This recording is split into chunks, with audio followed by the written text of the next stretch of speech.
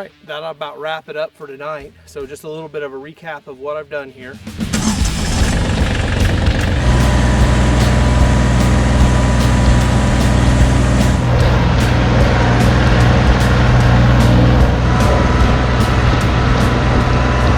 I came in and cut down all of these trees, flagged them, flagged the stumps, then came back later, pulled all the stumps and used my box blade to try to rip all of the roots up or break up all the roots the best that I could, knowing that my tiller, if it got in and caught a root that was embedded in the dirt, it might get caught in there and could break my tiller. So I let that set for a few days. We had some rain that actually probably softened it up quite a bit. And then tonight I came in here, I was very hopeful that I didn't break my tiller, and so far so good. I got 2 passes on this, didn't damage it. Broke up quite a few roots in here. You can kind of see them laying out all over throughout there, but it broke them up just fine. So I was able to get down nice and deep, probably 6-7 inches deep. I'm gonna let this sit now for a few days, kind of let it dry out a little bit, and that way when I come back through, I'll drop the gate down on the tiller and I'll till it slowly, and I'll get a nice, really nice seed bed to work with.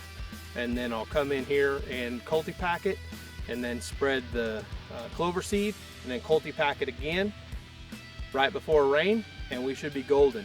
Now, what I didn't do is come in here and spray this before, and hopefully that won't come back to bite me, but my thought process is, since I've opened this dirt up, there's a bunch of dormant seed that's in that soil, and that's probably going to start to grow anyway. So my thought is I'll get my clover starting to establish, I'll come in and I'll use my backpack sprayer and I'll spray and kill all the grasses that are in the clover, and hopefully with the right chemical let the clover grow, kill all the grasses that are going to come up in it. So that'll be a few weeks after planting, once it gets nice and established. But just thought I'd give you a little bit of a rundown what I got done tonight. So I measured this out and it come to be about a little over 3/10 of an acre that'll be in clover here, but it's a nice long strip, so it's not a huge plot, but it's a lot of area for the deer to to kind of use.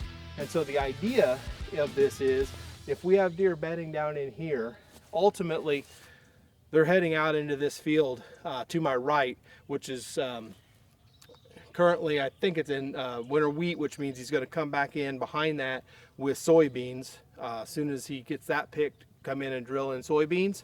And so they'll be bedded up in here, waiting to head out into those soybeans after dark. So if I run a strip of Egyptian wheat along here, and then the rest of this is all clover, that should give them a nice little buffer zone where they can kind of feel safe. The field, they can't be seen from the field. The timber's already their protected area.